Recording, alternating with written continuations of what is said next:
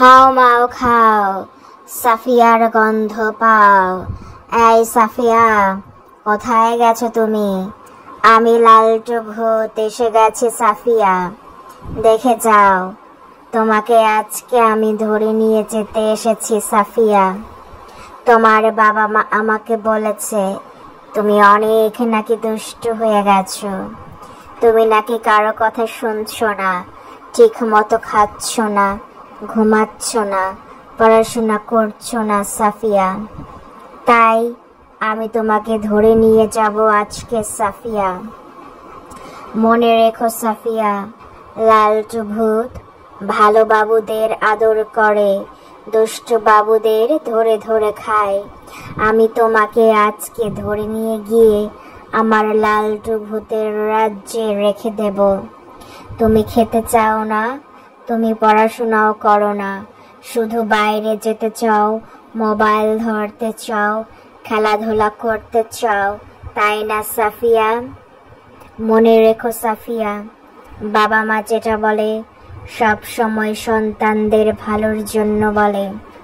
তুমি কেন বাবা মার কথা শুনছো না? তুমি জানো না তোমার বাবা মা তোমাকে অনেক ভালোবাসে সাফিয়া?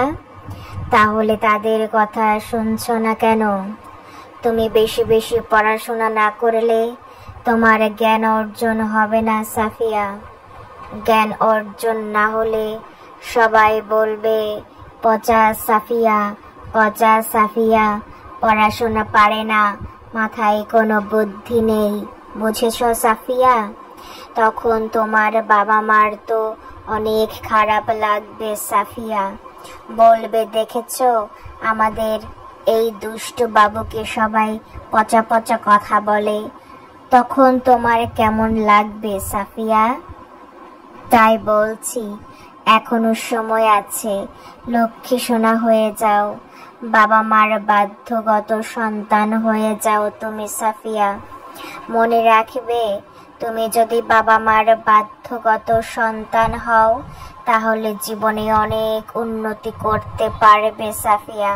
তুমি দেখবে জীবনটা কত সুন্দর সাফিয়া। আর বাবা মাকে কষ্ট দিলে তুমি জীবনে ভালো কিছু করতে পারবে না সাফিয়া। বুঝতে পেরেছো? তুমি যদি ভালো হয়ে যাও তখন লালটু ভূত তোমার কিছুই করতে পারবে না, সেও তোমার বন্ধু হয়ে যাবে, তোমার অনেক ভালো বন্ধু হবে তখন লালটু ভূত।